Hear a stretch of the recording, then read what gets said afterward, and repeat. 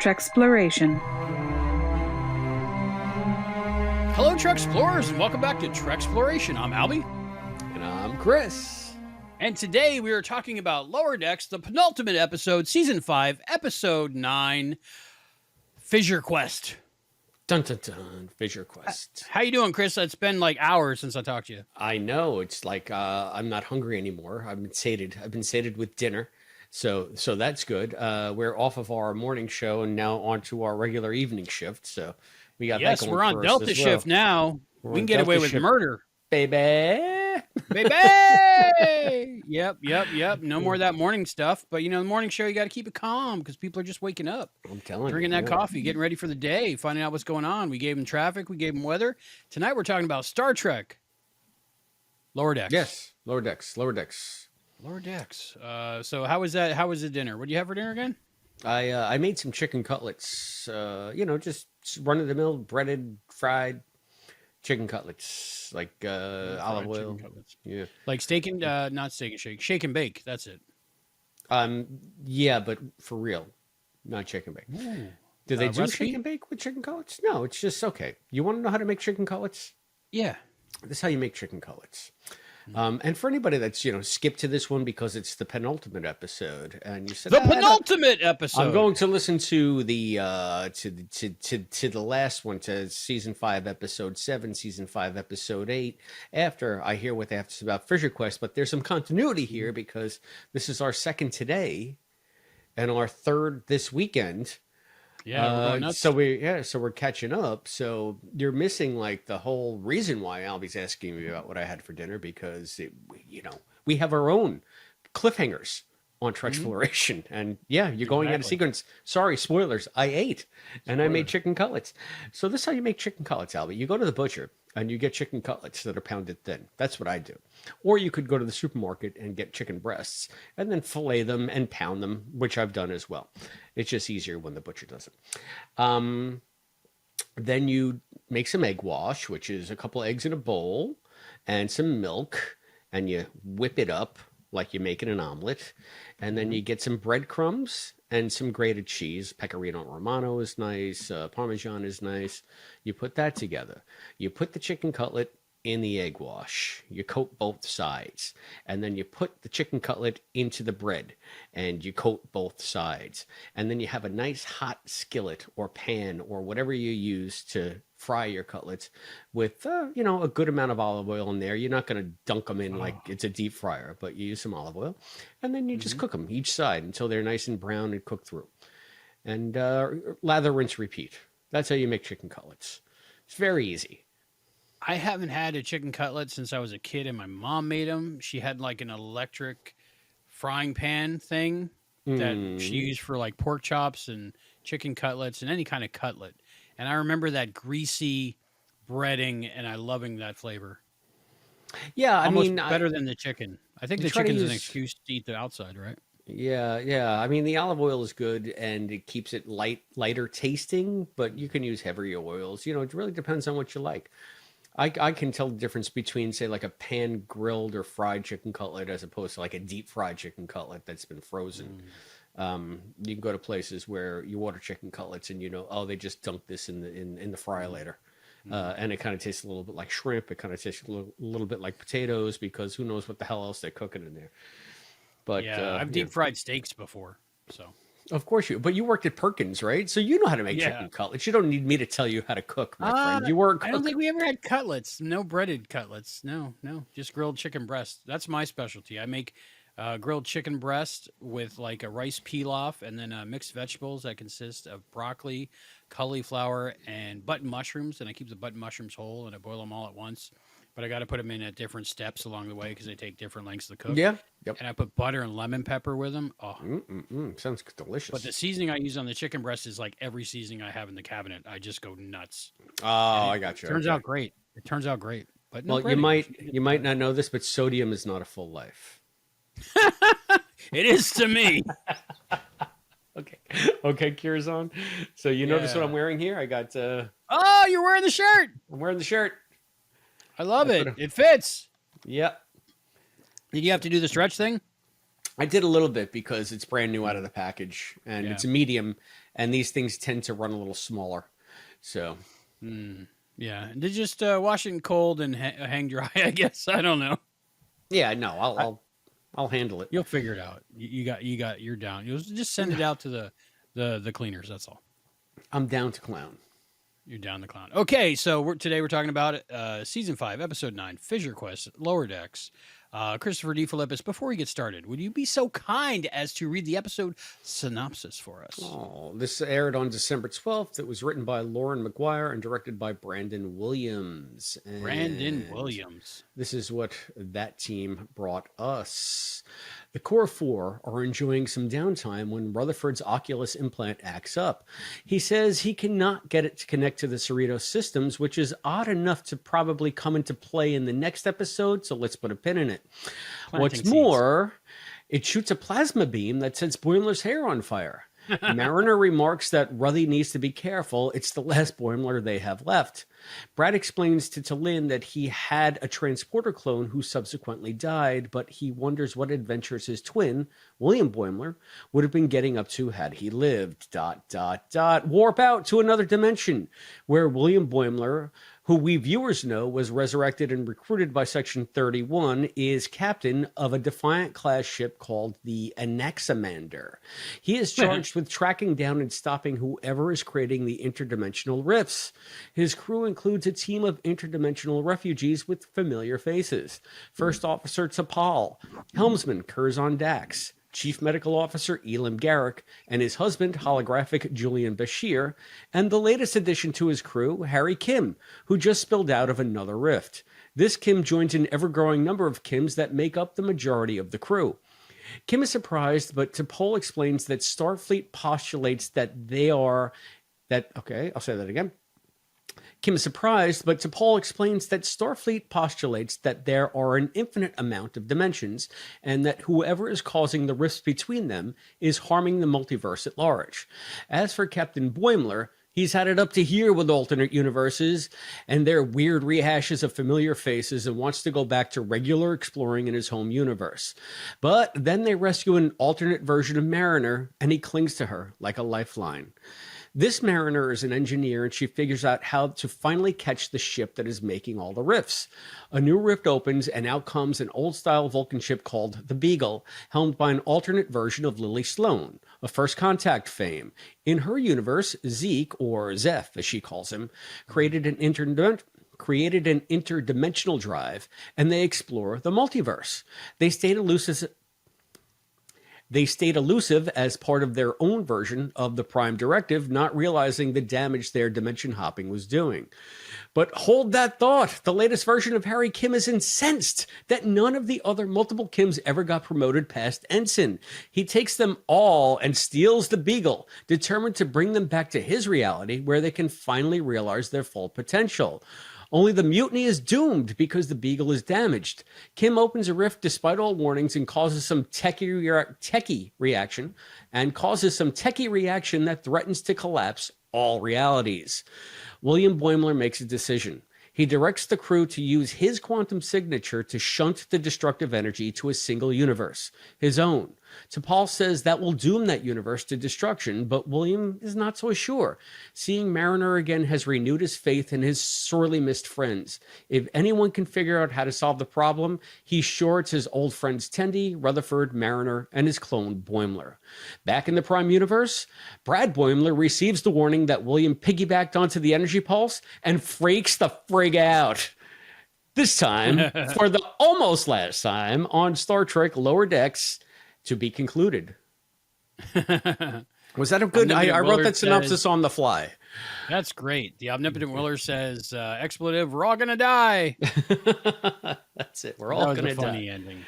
Yeah, I liked it. Let's rewind a little bit. Wow, great episode synopsis. I love that for a couple reasons, because like if you haven't watched the episode in a couple days or so, it like refreshes your memory. But for me, I watched it 20 minutes ago, but it still refreshes my memory and maybe points out something that I might have missed.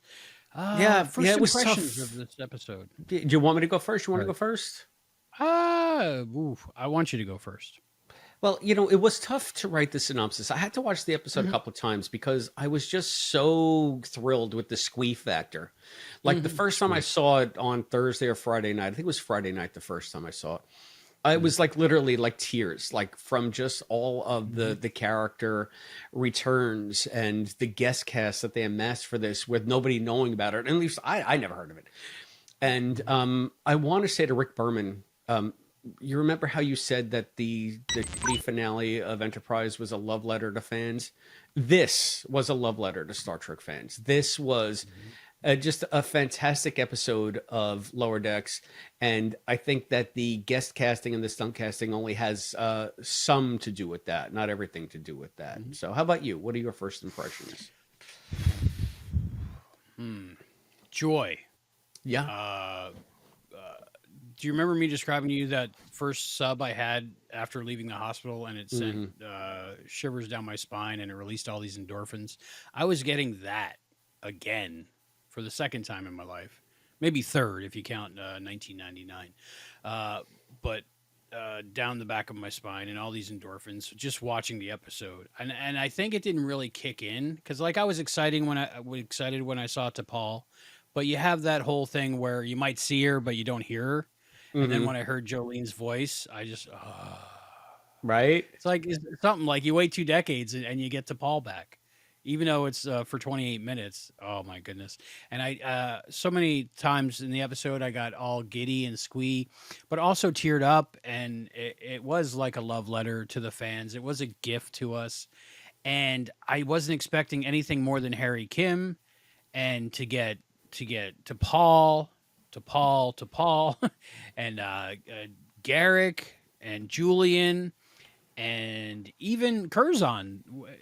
It's just amazing. And I can't think of man, I'm speechless. That's how good this episode was. Yeah. And I almost felt bad rewatching it tonight because I don't want to waste it or take it for granted. I don't want to be like taking notes while I'm watching it.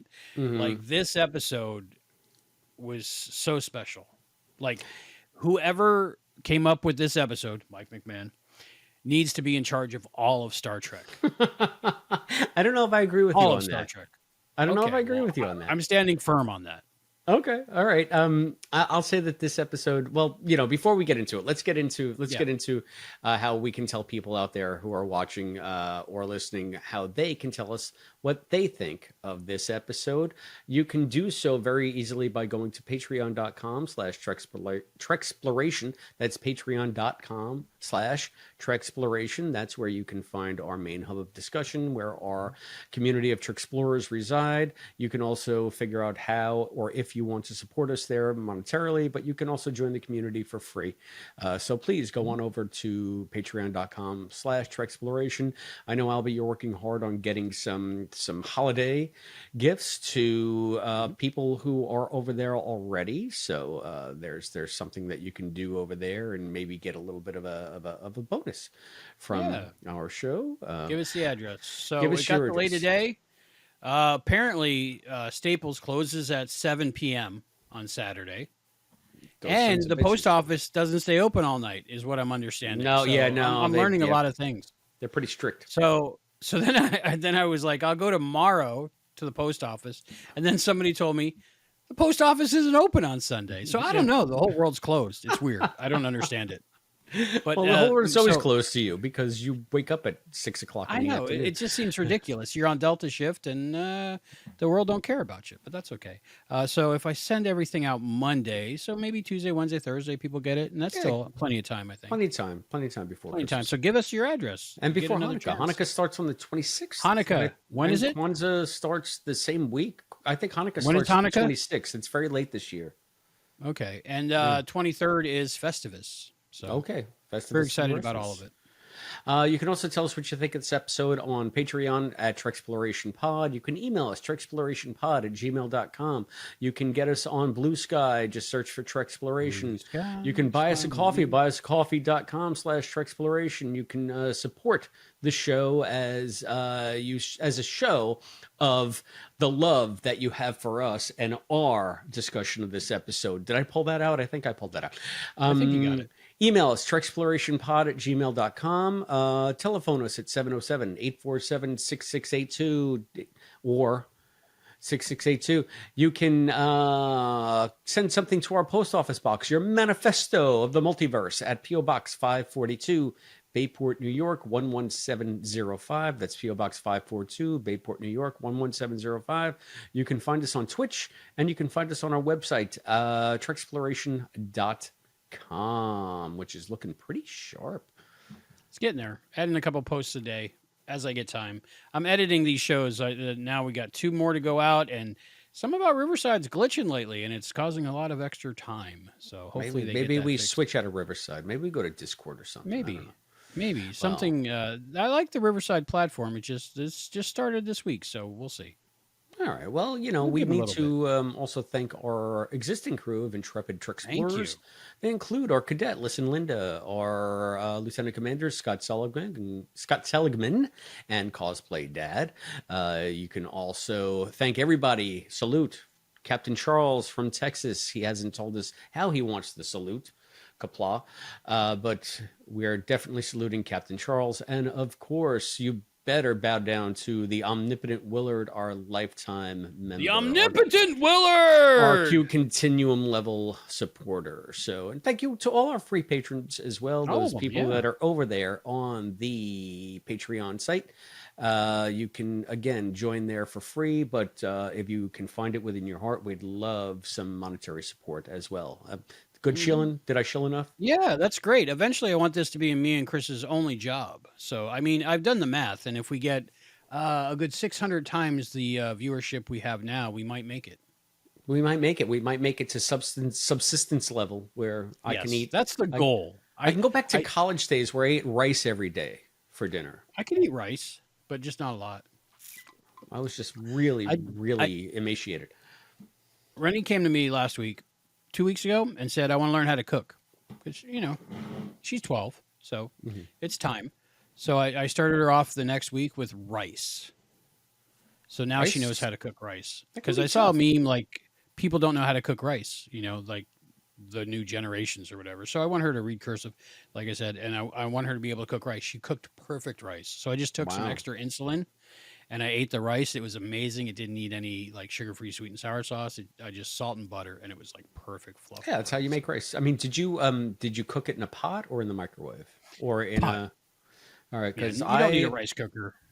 Well, I have a crock pot that also has a rice setting, so it's just brainless. You just dump it in and you can walk away.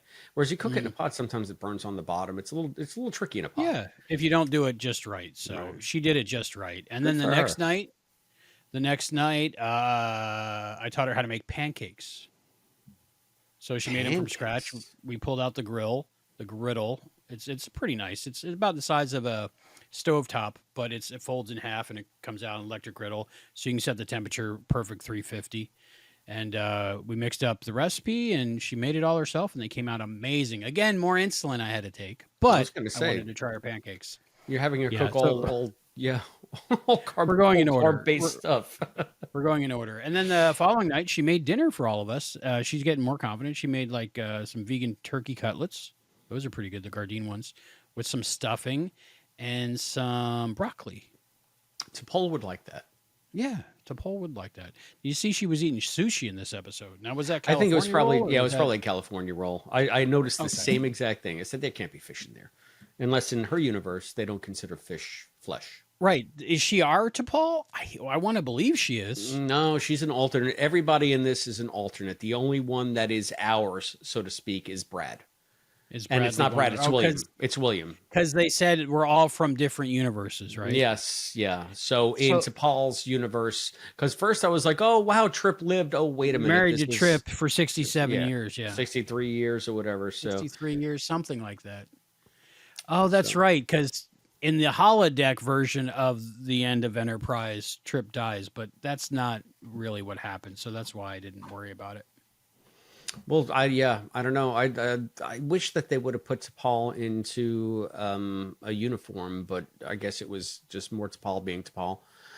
Even in Enterprise, when she became part of the crew, she never donned a uniform, and it wasn't until the novels, the Enterprise novels that came out post series finale. Well, actually, I guess post Terra Prime or whatever the last two were before the series finale. The series finale doesn't count. That's a next gen episode. But they do cop to the fact that since Trip dies, she starts wearing a uniform to honor his memory. So in the book, she's actually wearing like an NX style Enterprise uniform. So when Section 31 faked Trip's death, like he never had contact with T'Pol again, I guess, at least up into that point in the books. Well, who knows? I don't know. I guess. Tell me the feeling you experienced when you heard Jolene Blaylock's voice for the first time. Yeah, it was so fantastic because I really happen to like T'Pol as a character. I think that she's one of the heart and soul of Enterprise. Her and the triumvirate of that show is T'Pol, Trip, and Jonathan, and to get Jolene back, like you said, Jolene is, and Willard said it too. Jolene. She's been retired forever. She's married. I think she just had a kid a couple of years ago, and yeah. And from what I understand, she was pretty bitter at the end of Enterprise from the way she was treated by things or circumstances. Yeah. So I mean, she was never expected to come back.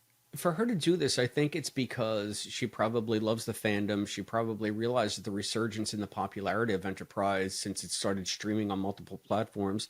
And maybe she does want to give the fans a treat because she realizes that they have nothing to do with what went on backstage, what the decisions that the higher ups made that she was forced to endure. They just love the show and they love the character and they want to. Now, this is me just speculating. I don't know. Maybe she just wanted a paycheck. I don't know. But I doubt the pay. No, I don't think she needs a paycheck. Right. She's in the top 1%. Yeah. So I mean, but I have to think she did it for the love of the fans. I have to think that she did. Now, here's an odd thing though. Did you look at the credits? She's credited simply as Jolene.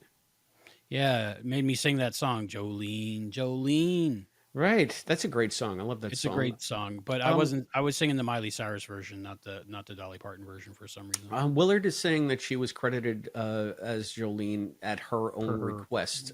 So I hadn't read anything about it. Maybe it was on Trek Movie, the ins and outs. Yeah, I have to read about it. My first guess when I saw that was she's married now and has a family, so probably changed her name as it is in the early 21st century tradition.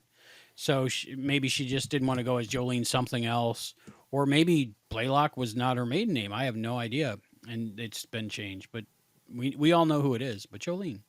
Yeah, well, it was funny because when I first saw that, I was like so swept up in the moment of all the guest stars in this.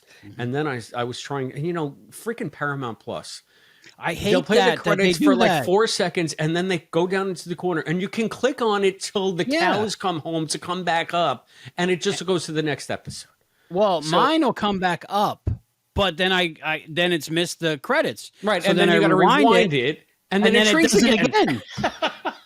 They don't understand Star Trek fans. We want to watch every single credit. We want to know who the director of photography was. We want to know who the assistant to Mr. Boimler is or something. Yes, exactly. We want to know everything. So it was just very frustrating because I saw Jolene and then I was thinking, all right, I didn't see Blaylock because it's this small on the screen. And then I'm thinking, okay, but was that an impersonator then? Was that really? But then after I watched it again tonight, I said, that is 100% Jolene. Close your eyes. It's her. So. I have, and she sounds exactly the same. She inhabited the character again perfectly, but I have the huge screen and it was still hard for me to read it. So, but I paused it on Andrew Robinson or Andy. I forget what he's credited as. I paused it and I was able to get up there and read it all. And Julian Bashir's back, of course, as a hologram, but everybody's a variant of themselves. So exactly. So yeah, they got Sid back for this. They got Andy back for this. They got Garrett back for this. They got Tony back for this. Oh wait, awesome. Tony didn't go anywhere. They got freaking Alfre Woodard back. That was a shock. like I was having fangasm watching this episode. And like I heard her voice and I looked at her and I'm like, oh, I recognize her. And like about the same time Boimler and Mariner recognized her, but I couldn't say it or get it out. And then when they said you're Lily and whatever her last name is, Sloan, I was like, oh my God, First Contact. First Contact. Right? Good stuff. Yeah, I knew I Man, you was off would never center. think to have Alfre Woodard back. Yeah, I mean, she's a legitimate movie star. So Yeah. for her to, it's crazy to me. It's just absolutely crazy to me that they got her back, and I think it shows a love. Like maybe she loves the legacy that she has with Star Trek too. So she's just like, hey, why not, right? So I think, man, this makes me so sad that the series is not going on for 30 years. Because can you imagine what they could do? I don't know if that would get old, just everyone we love coming back here and there. But for right now, it's like the best thing I can think of in recent Trek history. But I got to think for them, it's, they're doing it for the fans and, they love the property and they just got to drive in and they don't have to do hair and makeup or costumes. And they just get to be in their character's shoes one more time, yeah, I feel like that could be a reason why Jolene decided to do it as well, because she didn't have to get into the cat suit. She didn't have to get into any kind of elaborate makeup. She could just go in and revel in the character and do what she did so well. I think from Enterprise, episode 1, I thought she was on point. So Oh yeah, she's so great. Like even if she was in the cat suit, I would still love her character. I think she showed up at Star Trek Day a couple years ago, and she was still looking good. I think she could pull it off. oh, I have no doubt about that. It's just whether or not she's comfortable and wants to, And Yeah, that's if true. she doesn't have But to, why would she? no, yeah. She can go in and Oh, voice and the character and have just as good a response, maybe a better one, because they're not going to be trolls online, dissing her yeah, because 20 years has passed and she looks slightly different. overwhelming excitement and joy I've heard online. I haven't seen anything negative. I've seen people saying that this is to them like not only the best episode of Lower Decks, but one of the best episodes of Star Trek that they've seen. So And you can go. yeah, what? No. No. So I think that the fan, like you said, the fan accolades are through the roof on this.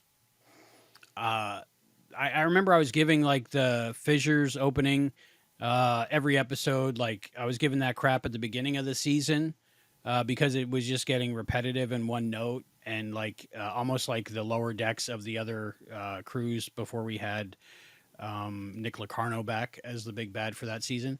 But they totally changed my mind on that. So I'm going to go back when I watch the season again. I'll be looking forward to the Quantum Fissure or the Fissure Quest. Yeah. I think that if you had an analog, it would be William Boimler, because he's sick of the whole thing too, and I think he was maybe the voice of people who get angry about multiverse stuff because it is somewhat derivative, it is kind of pandering and fanish, and he's just saying it's just a rehash of stuff we already know. It's why don't we get to some new stuff, just get some real exploration, and you could almost hear the naysayers out there, but yeah, having Lily explain it in a different way and showing her point of view. Yeah, it was. So yeah, there's a lot to unpack here. Yeah, there's a lot to unpack here. So I love that speech. Yeah, That was great. During that little conversation, that opened my mind, like Quaid starting the reactor. Quaid. I'm sorry, I'm thirsty. I'm excited. I'm excited. What are you drinking? Same thing, right? Pellegrino lemon. It's my last can. I might have to go back down because I'm almost done with it. And get mine's kind of empty too. Somebody buy me a no sugar added hot cocoa. I need a replenishing cup of water. That's it. Just no like sugar added. I should have like some extra beverages. I need a D&D cantrip where I have the never-ending can of Pellegrino. Pellegrino. You should have like a little mini fridge in there. Okay, we still talking about this? Let's or do we? Yeah, we're talking about this, right? Hey, why don't we talk about this? Why don't we talk about this? The first thing I noticed in this episode was Shaxx eating the potato, mashed potatoes, kind of look like Close Encounters of the Third Kind. Was it? I didn't even notice it. Wow, that's pretty funny. Yeah. I thought he was just having another PTSD flashback, which I guess Miggly Moo's therapy is not doing him any good. He died before, but he's fine. What was that alternate universe? Like they gave it a number, kind of like Marvel does, 582.76 Was that a It was 0 and a 1 combined, or is that like it, some kind of it Greek was like it alphabet looks like I'm some not kind of familiar Greek with? letter, and that was just the star date. That was their star date.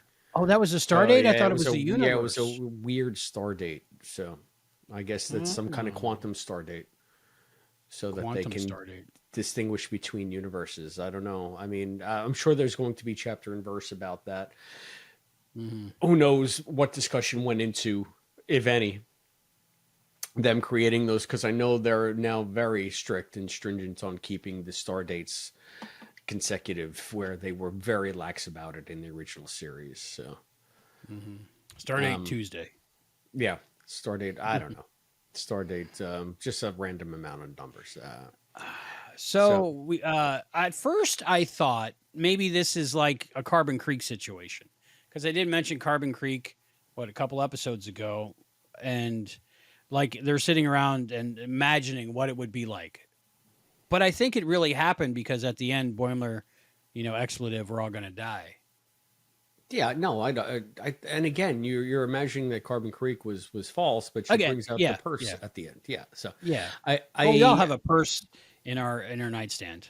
that's true. The same purse Yeah. that was in the story. That's how she built the story. She built the story around Hmm. that purse, which she just found at Right, like a garage sale right. somewhere, and That's how invented I a would do grandma it. story around it.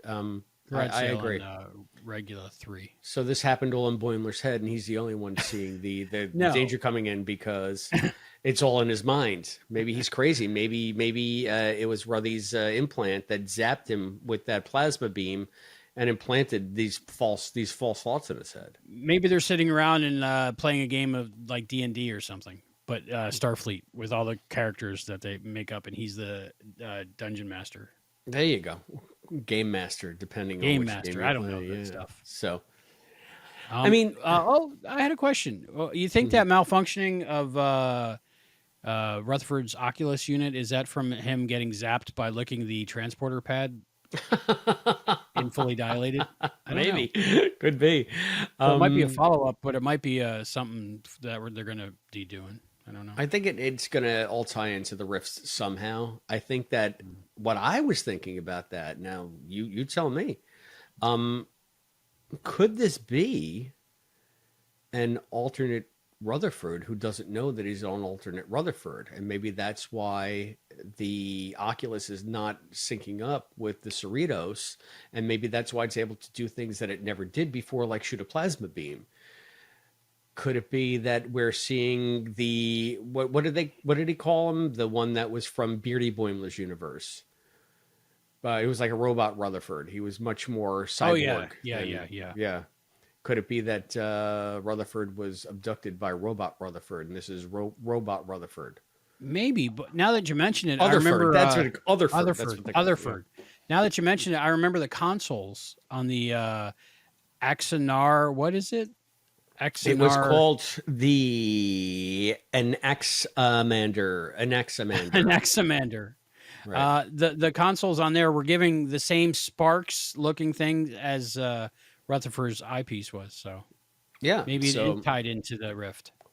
that would be one deep cut. Like we'd have to figure it out. It'd be like when we discovered that Bashir was actually a changeling, and then you got to go back and figure out. Oh my God, there's been a whole number of episodes where this actually wasn't Julian. This was a changeling. So I Hmm. mean, maybe we're gonna have a similar situation where we have to go back and say, okay, this actually wasn't Cement, and it was an alternate version of him, or some kind of nefarious plot to replace him.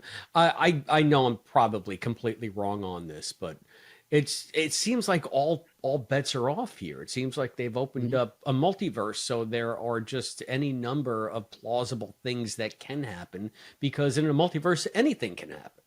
So Right. yeah. I'm wondering if like the people who run Star Trek open this idea up because of Section 31, because the Boimler's on a Section 31 ship, or William Boimler, Yeah, uh, yeah. and there's from different multiverses and different times, so maybe that's why we get this strangely assembled crew in this Section 31. Maybe it all makes up, Yeah, matches up.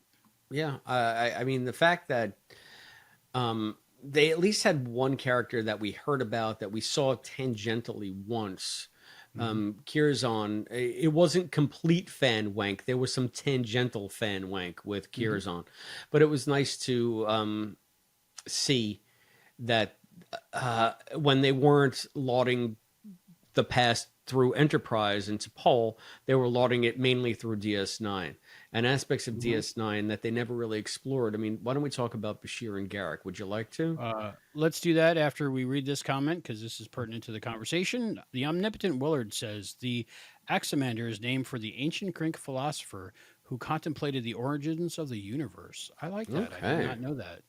Thank you for being Anaximander. omnipotent. Yes, I absolutely love seeing Garrick back. I'm not a friend of Garrick, but I'm friends of Garrick. So, and I followed Andy Robinson around in Sadig when they were doing that. It was like a reading of fan material, wasn't it? They did. Sid did like a Garrick. It was almost like an epistolary of letters between Garrick and Bashir or something like that. I Yeah. saw the first couple of them. It was on his website during COVID, Hmm. and Yes.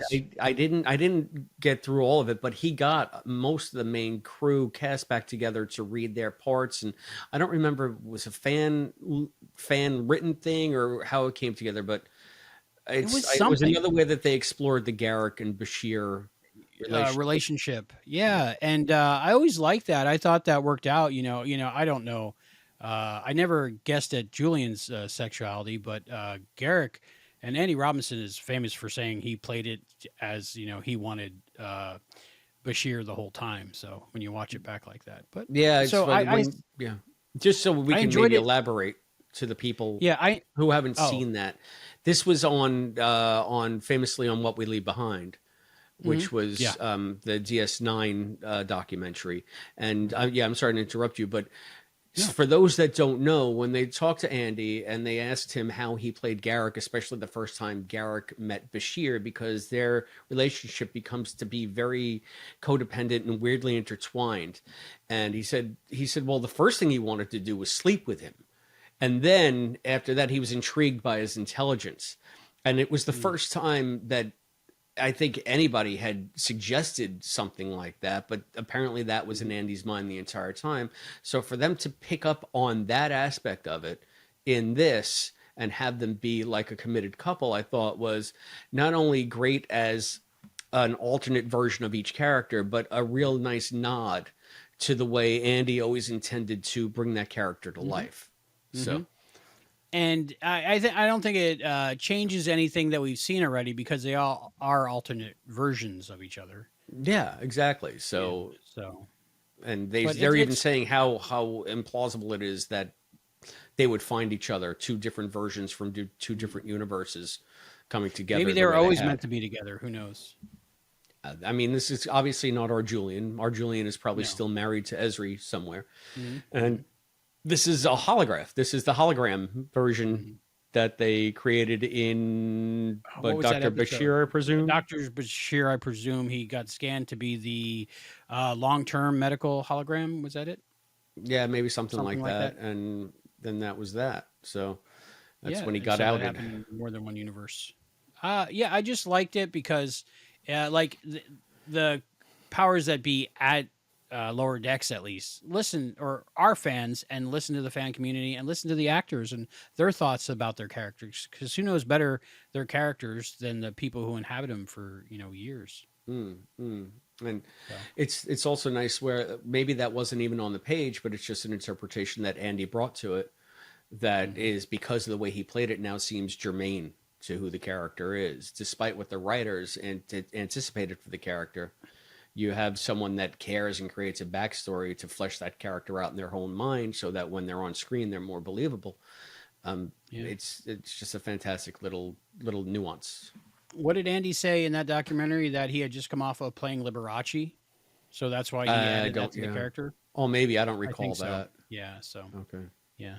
So Scott played Liberace, didn't he? Or he was in a he was in Liberace the movie? Liberace movie. I think it was Michael Yeah. Douglas that played Liberace. Scott had a But small part, but a good part. Scott had a mustache, so I couldn't watch it. Yeah, yeah. He had a 70s porn stash going on in that. Yeah, totally. Yeah. So I really enjoyed that. I enjoyed the relationship on this ship. I enjoyed the back and forth and both of those characters seemed like the characters we know, like almost exactly. Of course, things were changed to protect the innocent, but other than that, Yeah, it's also interesting to me is because they all see themselves as being in a transitional period, I guess. It was Garrick and Bashir that brought it up, but they're eventually figuring out that they're going to settle down in one of these many universes and live out the rest of their lives. So they seem to know that they're on some finite quest, and once these fissures or the problem with the fissures is solved, this mission will be over. Who knows what Section 31 might have in store for them then?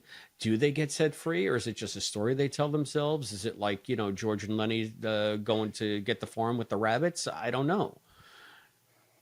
good pull. Yeah. I hope it doesn't end, because for like, if this is undone, like for some reason, like in Year of Hell or something, I would be disappointed, because I like this crew, all the Kims and everybody on the crew. And I'm hoping like we see Jadzia become the holder of Dax's next Katra. I don't know. We'll have to talk about that too. But I like, if they wrote a book series on this ship that William Boimler's doing in Section 31, I would pre-order that book and first day be sitting down reading that. Oh, I feel like IDW has already grabbed up the rights for this. There's going to be some comic books based on this anyway. Yeah, if you hear anything in the wind, let me know and I'll order, because I can't wait to find out more about these guys. What did you think about the whole Curzon Dax and then the mind meld a la Star Trek II, Remember? Yeah, I have to say, the Curzon was the most one-note character.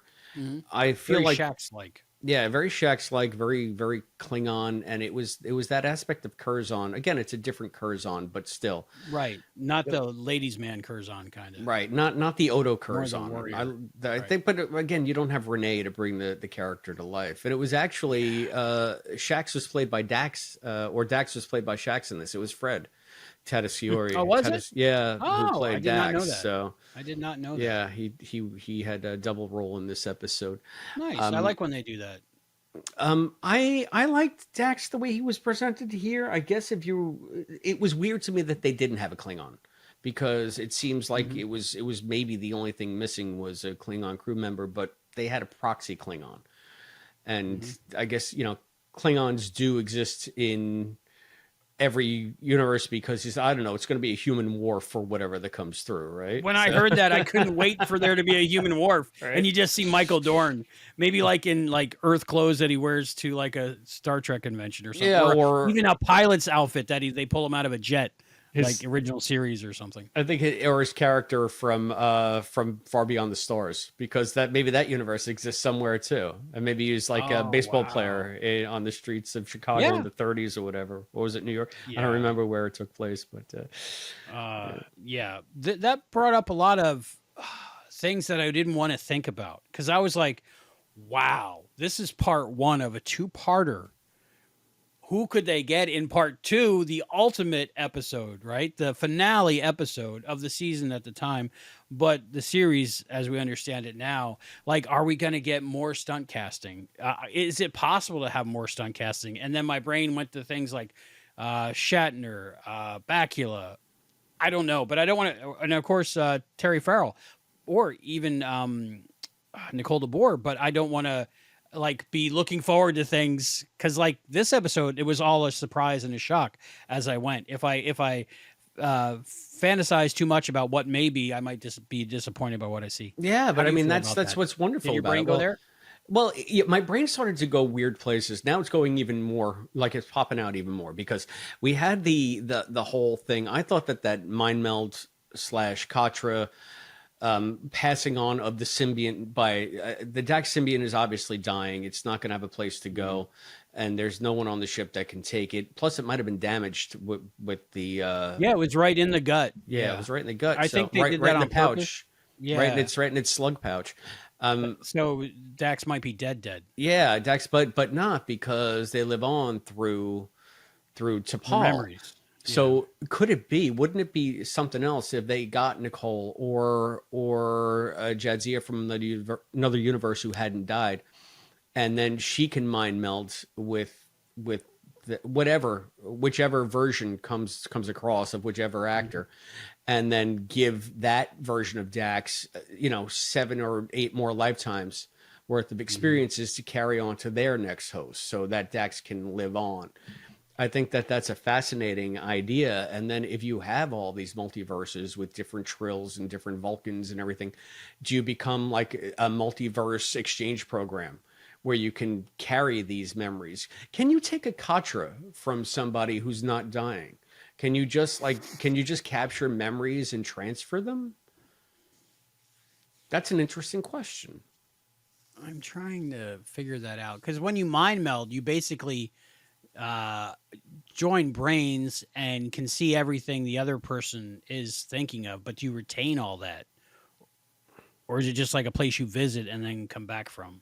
Yeah, I'm not sure, because it was a very specific thing when Spock implanted his Katra in McCoy, and The whole remember thing. yeah. So I don't know how it works per se. There was one book where they had like a rogue Katra of like one of the like proto-Vulcans who was savage from back in Vulcan's past, and he was taking over people's minds and murdering people and stuff. It was kind of a cute story. You like that? It was a cool story. I'm Reminds trying me to of remember which one it was. One episodes of Deep Space Nine, where Julian got the other guy's personality from a scratch or something.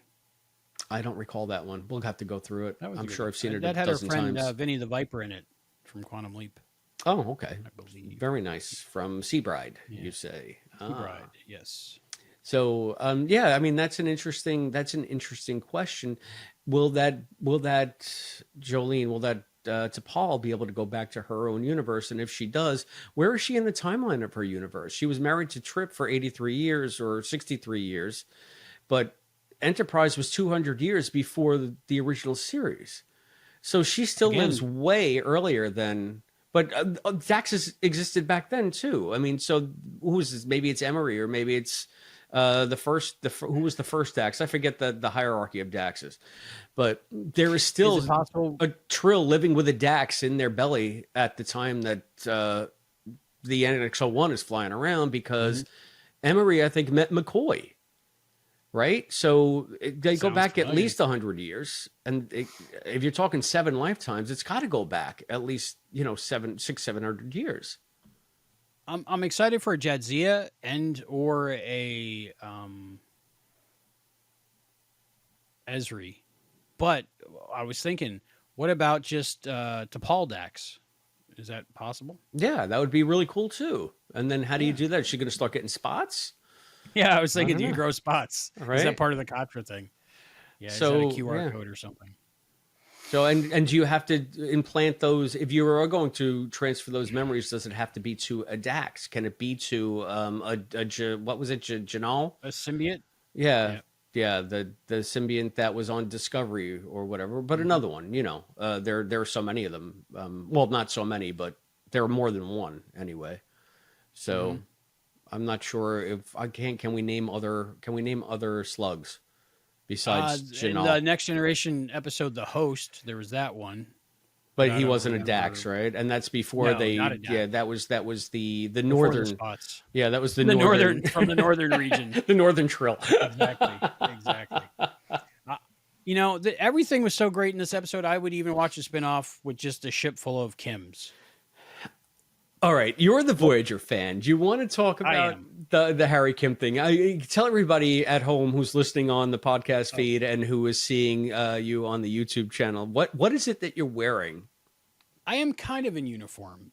This uniform only exists, as far as I know, in this episode that we're talking about, Fissure Quest, and the Star Trek Voyager episode, I believe is called Drive, where for some reason along the way, trying to get back to Earth, Tom Paris and Harry Kim go stock car racing in the Delta Flyer with other aliens in the region. So they have these NASCAR driver suits, and that's what this is.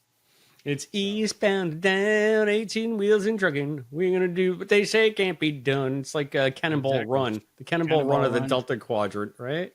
Yeah, so they had to do it for some reason. I forget what the excuse was. Maybe they needed a part and they had to win it. I don't know. Maybe they were just bored. I have no idea. But I remember it being a good episode. And when I saw the uniform actually online for sale, I was like, need it. It looks like something out of Speed Racer. I'm just gonna say it. A little bit. And when I saw the Kim wearing it, I said, I don't know what uniform that is. But so for those of you listening we at definitely home, got to go through. yeah, it's Voyager. the uniform that Harriet was wearing that had the white shoulders with the red piping and then the gray bottom. He Yeah, was like a he was charcoal unique and a among black. all of the Kims. It wasn't Yeah. wasn't a Voyager / DS9 uniform. Or I should say it was the Generations uniform first. So it wasn't the Yeah. Generation variant. It wasn't the First Contact variant. It was its own thing. So I was very lucky that it's Kim's in like spandex. So, what do you think of all the Kims? There's like 15, at least a dozen. yeah, I mean, I know that the multiple Harrys is kind of a running gag because Mm-hmm. the Harry that we see in Voyager, doesn't he change places twice from what I understand? He kind of Or- dies, and then we kind of absorb an alternate, and nobody ever talks about it again. Right, yeah, like does this guy have the same parents? Does this guy have the same upbringing? Didn't him and Naomi Wildman come from a different universe or something like that after they got iced Something on like the that. Voyager? Yeah, It- I mean, I kind of if I- remember an episode like that and railing, saying, "What? This is as stupid as when Uhura gets her mind erased and she's just Bluey? fine by the end of the episode." Bluey, yeah, Bluey. Bluey, I mean, Bluey, and then what- the next week she's the same person. Yeah, exactly. So apparently, there's a lot of Katra downloads going on. What in the actual F is going on here? Bluey. And of course they don't explore it on Voyager. Like, this is not my universe. I'm not your Kim. How do we, what? If I was alternate universe Kim, I would have gave myself a promotion because they don't know where you came from, so you just skip a grade, Right? right? Yeah. So why not? And that would have been a differentiating thing. Instead of Ensign Kim, it would have been Lieutenant Kim. I guess. Some But I growth. guess the other Okay. running gag on Voyager is that Kim never gets promoted. But again, we talked about this Right. last time. I think it was Mayweather never gets promoted either. So it's Yeah. just, I think that them playing on that is a nice wink to the fans who know about it. And I guess Garrett is a good sport about it. Yeah, I listened to Delta Flyers a few times when he talked about it, and it's his thing. He doesn't mind it. I think he likes the thing that he gets talked about in the fandom because of it more, maybe. And now this is shedding some more light on the timeline. I don't know how long ago these episodes are written, produced, or decided upon things, but I remember I think it was the last episode of Picard or thereabouts when we find out the new rank for 7. That they did some pulls from other, I think Star Trek Voyager, was it not Tuvok? I don't know, but Harry Kim was originally supposed to be there as a captain, so maybe that's why that got nixed because they were already working on this. I'm not sure. Somebody let us know. Yeah, but I mean, it's kind of weird that they would because the shows don't need to talk to each other, and this is just an alternate universe version. That's true. So it doesn't have to jive with what comes before. But then again, I mean, wasn't the Defiant was supposed to be called the Valiant to begin with? I called it a Defiant class ship. Maybe it's a Valiant class ship. But they didn't want a V name because Valiant would have come at the same time Voyager was on the air, and they didn't want fans to be confused. And I forget, maybe it was Doug Drexler. Drexler who said, you have like 17 shows where every ship is named Enterprise, but you're And they're afraid gonna that they're be going to confused by get too Valiant many. and Voyager confused. All right. Definitely a V word. So is that where they got Defiant from? So Yeah. And let's talk about the ships. Beautiful. Like, I'm not a ship head, right? But I appreciate beauty. And we had the interior of basically the Defiant and basically the NX-01 on the interiors. no, I did don't you think the fanboy about that? NX-01. No, that was Like in the hallways, the corridors, those were definitely NX-01 corridors. I thought it was all Defiant, and I like the fact that this Defiant wasn't as white and shiny as the DS9 Defiant. This one looked like it had been a little bit battle worn, a little bit scarred. And it's nice to know that, I mean, if Section 31 outfitted Boimler, that is from the Prime universe. So that ship design has lived on since DS9 because it is useful, because it probably can still cloak. That's one thing that happened in DS9. They were supposed to have the cloaking technology only temporarily. They were only able to use it, or they were supposed to only be able to use it in the Gamma Quadrant. And they were supposed to have like a Romulan liaison on board to give them permission. And then that had for maybe one episode, and then the Defiant can cloak now. And they just cloaked whenever the hell they wanted to. And I can't imagine that it's gotten any better. So if Section 31 is going to have an overpowered ship like the Defiant that's going to do stealth missions, I have to think it's the same class, the same. It looks like the same ship, just a different name on it. Different name on it, and like I said, a little bit grimier, a little bit more texture. The NX-01 corridors I was talking about were for the Beagle. Oh, the Beagle, but those weren't. Yeah, when they were working on the glow sticks. I thought that was pretty awesome that they used the design of the Vulcan ships from Enterprise. And that those were still around. Obviously, this Lily, either that is what has evolved in that universe, or she comes from a time that's slipped back somehow. It's kind of like when in Enterprise, when the Defiant from the Prime universe goes into the Mirror universe, there's a time differential there. So yeah, that just makes sense logically that not all development of everything would happen at the same time. Yeah, or that Federation would arise. There wouldn't be Federation ships the way we have them if Zeke's drive was a transdimensional drive and the Vulcans were our friends instead of our adversaries as they were a la Enterprise. You got to think of an alternate history where the Vulcans and the humans remained fast friends, and maybe the Vulcans shared some of their technology because the exploration of different universes is a much more enticing scientific prospect to them than exploring the galaxy that they're already in, that they've already kind of established a foothold in. And maybe that's why they're not so reticent to let the humans off the leash in this alternate Lily's time. And maybe that's why she has a lot of good Vulcan tech. They're sliding into other dimensions, and Jerry O'Connell, they didn't work a Jerry O'Connell thing into that yet. They need to. Like, wouldn't that be cool if he fixed everything with like a remote control looking thing? Would it be Charlie and Jerry that just come onto the Arturo and yep. would Wade still be, or would she be in the Cro-Mag breeding camp? I don't know. I can't even talk about Wade. Or would it be Carrie, what's her face? Kari Wurr will come back. And it will be the guy, Mallory, who's a drink. Yeah. Oh, you've got something to drink. Right. Look at you. Yeah, Rebecca, give me something to drink, please. Thank you. Love you. Okay. In this timeline, I have a girlfriend. Oh, good for you. Yeah. Congratulations on that. It's an alternate timeline. It won't exist after we hang up. Oh, all right. Well, then you hang up. No, you hang up. No, you hang up. Right. Keep this connection alive. There's so much to talk about. I just love seeing the NX-01 uniforms. Those were nice. And one was purple and the rest were blue. Perfect. Yeah. Which one was purple? I didn't. I want to say Lilies. I want to say Lilies. Yeah, I was too busy. But again, variations on a theme. So it was cool. Again, the Enterprise love that we're getting this season. Even it was very gratuitous in the Starbase 80 episode. It makes no sense that they'd be wearing jumpsuits from 200 years ago. Well, just that they had the like hand-me-downs from everything. No, I mean I get it, but I mean this makes much more sense in like a real universe context, or I guess in multiverse context, because it's a different timeline where this again the Federation doesn't exist as we know it. So that's why there are no NX-01s. There are no. Maybe that's why again.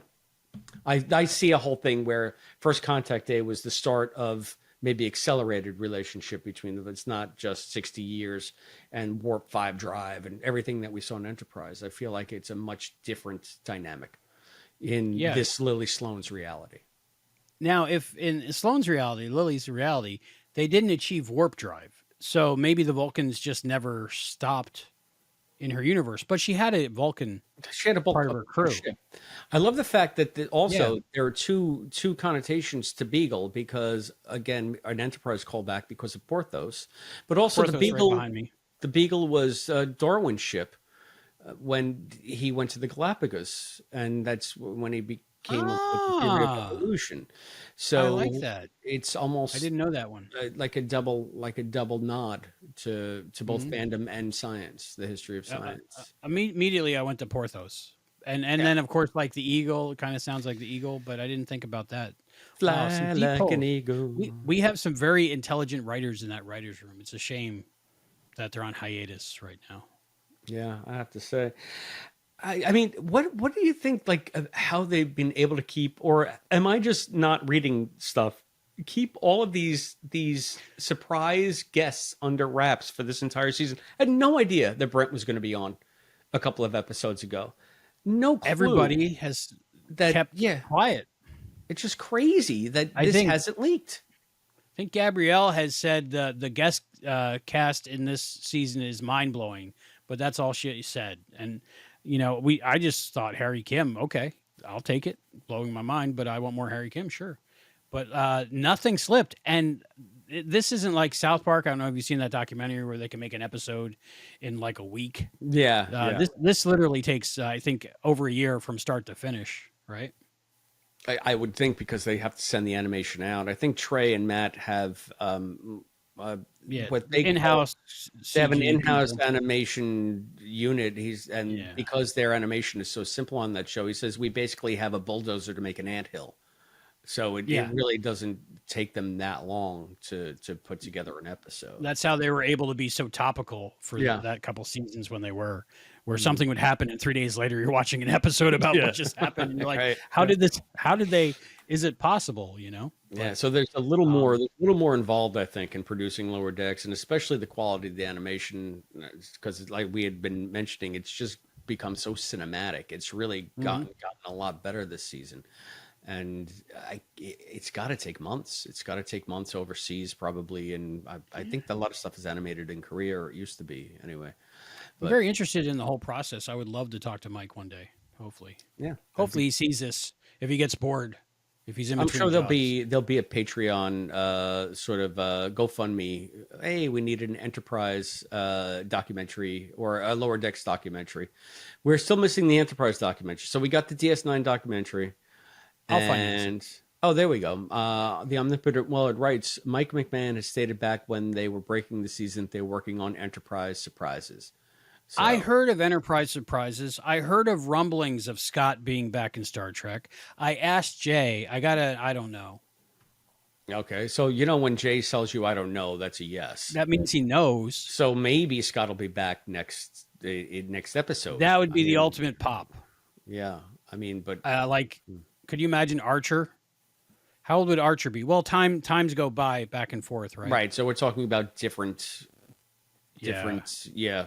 Who knows? It could be Archer, and since it's animated, it can be Archer from any time. Quite frankly, I would love for him to do it.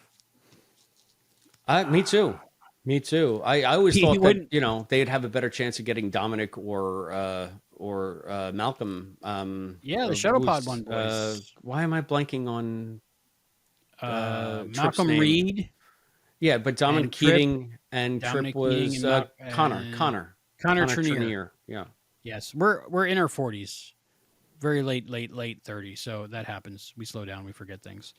The Omnipotent Willard says, because of that, I expected someone, but T'Pol was the last one I expected. Yeah, I never thought in my lifetime I would ever see more T'Pol, or hear more. For T'Pol. sure. So that's got to be the best part of the episode. It's a wonderful. But yeah. So who is on your wish list? Or you don't even want to think about who could be on next week? Oh, well, I mean, okay, so let's just do a rundown, quite frankly. We've already had Kira. We've already had Quark. We've already had Rom. We've already had Lita. We've had Julian and Garrick. So that's everybody from DS9 aside from Renee, and Renee can't come back. And Avery, and Avery won't come back. I don't even know if Avery is Compos Mentos. I don't know if he was Compos Mentos during that Captain's documentary. He seemed like he was in another No, universe. he was high. Yeah. Avery won't come back, right? I But can't. Joanne Maybe Blaylock won't come back, and she came back. I guess so for me, everybody who was anybody on DS9 has made at least some nod of an appearance on Lower Decks, except for maybe Ducat, but he's dead. So Oh, multiple multiverse. yeah, multiple. So if you want to get Mark back, is Mark still alive?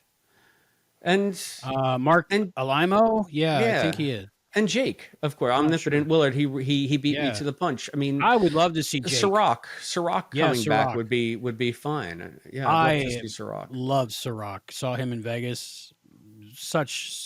Man, it like when I saw those actors, I wanted to cry. I was like that guy, like he's right there. And I went back to what is it? The episode, The Storyteller, is it? Is that Yeah. That's when Ben is in the alternate dimensions and stuff. But that's Tony. Tony is dead too now too. So Tony Todd, yeah. Never got a chance to meet him. So, but I guess to finish your question, who do you want to see? I feel like all of my favorites from my favorite series have come back. DS9 primarily. And now the only one left is Scott. I mean, Scott, it would be nice to see Anthony Montgomery. Connor and Dominic would be nice too. The other members of it. Linda Park, of course. Linda Park. I mean, could you imagine Linda Park and because much like Beam aboard? Much like when Garrick first saw Bashir, the first time Chris saw Hoshi, he wanted to sleep with her. Yeah. I just wanted to ask her out to a holodeck date, maybe take her walking along the shores with some Bella Lyka music playing. I guess that'd be great. I just want her to teach me how to speak Klingon in Argentina or whatever it is she was teaching them how to speak. Like Linda Park would be great. So, I'd love to see Linda back, but I mean, Scott is the last big name, and maybe that would be the ultimate get. You know who I don't want to see? I don't want to see Bill. I mean, I love Bill, but I don't know what he would do. I don't see how that would work in, and I think if you're getting Shatner, he's got to be the focus of the episode, not just for his ego, so it would but be for all of us fans. Yeah, all of us fans, we would want a Kirk episode if we got Kirk. Yeah, I don't know. I just think that it would take the focus off of it'd be like if it's the last episode of LDS, it'd be like sticking Riker in the middle of the episode and making it about Riker. And who would ever wait, they've already made that mistake. So I can't see them getting what Mike McMahon and crew back. are doing here right now is they're fixing that. They can't fix the last episode of Enterprise, but what they're doing is they're not making the same mistake again. They're learning from history, because this, even though it is partially our crew, it's not really our crew. Our crew is just in the beginning and at the end for a few seconds. So the whole episode takes place in an alternate universe with many alternate characters. And if they did that as the last episode, it would be as messed up as what we got from Enterprise. So they didn't make that mistake where Enterprise did and should have made that episode the penultimate episode of Enterprise. They made this the penultimate episode of Lower Decks. So good on you, McMahon and crew.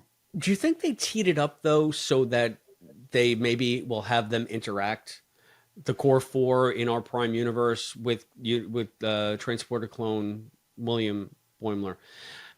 The reason I ask this is because for all of the great guest casting on this, and I know I've been roller coaster with Lower Decks and the characters, but I've really grown to like the relationship between Mariner and Boimler this season. And when he saw her, he clung to her like grim death, like a life raft, like finally something that and it's not even his Mariner, but it's Mariner. And I gotta, piece of home. Yeah. And I gotta think, like, he is a transporter clone of the Brad that we know. So it could very well be our Brad, even though they're separate, because they're both equal. Yeah, they're both equal. So you don't know which was the original, which wasn't. They just, they diverged from that point. They're both the original. But this guy went so gung-ho onto the Titan and becoming super achievement guy that it's like he lost touch with everything that he was before that. like that. And maybe he's regretting it now. Maybe he wishes he had stayed on the Cerritos instead of going off to live like the quote dream life that he always envisioned for himself on the Titan. Well, that would So, be lovely but so if. maybe he really misses the fact that he's not a lower decker anymore, that he kind of left that life Mhm. behind so quickly and he regrets it. He has his own command, but he's not with his family, his made Right. family, his friends, his Yeah. crew, His found family, so his to found speak. family. Yeah. Yeah. Well, part of me thinks one of the uh, consequences of closing the fissure would be everyone returning to their home universe, but that would be sad for Garrick and Bashir. Well, they said that they But wanted to settle together wherever they wound up. So yeah, maybe so they if they settle have in a this choice, universe. Yeah. but if it's one of those undo things, like if they fix it to where everybody goes back automatically, then we might get William Boimler in our universe, and I could live with two Boimlers on the Cerritos. I don't know. Yeah, I don't know if I see that happening though. I don't think they set that up where it has to be an either or situation. I think they can go Hmm. forward with as long as they fix the rifts or maybe figure a different way to travel between the dimensions that isn't dangerous. Hmm. Then it becomes a moot point because we've been traveling between dimensions since TOS times in Star Trek. So there's nothing to indicate that, you just need a good ion storm and you can hop And a dimensions. transporter, right? Right. Or in And you need DS9, O'Brien. basically, it was just like turning a corridor. What Right. if we get Oh, O'Brien? do you think that they're going to get Column? I don't know. I don't know. We got Again, Domine. everybody's so old now that it would They can do be the voice. exactly. It's the voice. It's not a heavy lift for them to reprise these characters in animation. Yeah, I mean, wherever he is in England or Dublin right now or LA, he could just go to a studio, the local studio, and they can record him Isn't that funny? the Yeah, internet. I was thinking about the DS9 characters. I completely skipped over O'Brien, but don't we always? He's 99% of the crew. Exactly. And of course, Worf. I'm just done with Worf. Worf So, would be great. and we heard already William and mentioned Worf. Esri and Jadzia. So I'd love to see either Dax, quite frankly. Ah, man. But okay, here's the thing that makes me think maybe we got all our guest stars. Because at the end of the episode, it transfers back to our universe with our core four of five people, and you're not going to want to go back too much into the alternate universe unless this is an expanded, crazy hour-long episode or something. If you only Mm. have 28 minutes, you're going to want to follow the characters we've been following. So we might not get any more stunt casting. I don't know. What do you Well, think? what? Well, they could do it like, but maybe they wouldn't rehash this. But Lower Decks is all about callbacks and stuff. What is the episode of All good things. TNG? No, no, where multiple enterprises start appearing, and there's one where the Borg Parallels. have taken over, and Yeah, there are like parallels. 35. There are 35 Enterprise Ds facing off in Yeah, one because Worf one was like, shot. I won that competition. But that was Parallels. I thought that was Yeah, just a Worf parallels. That's where episode. we get red uniform data.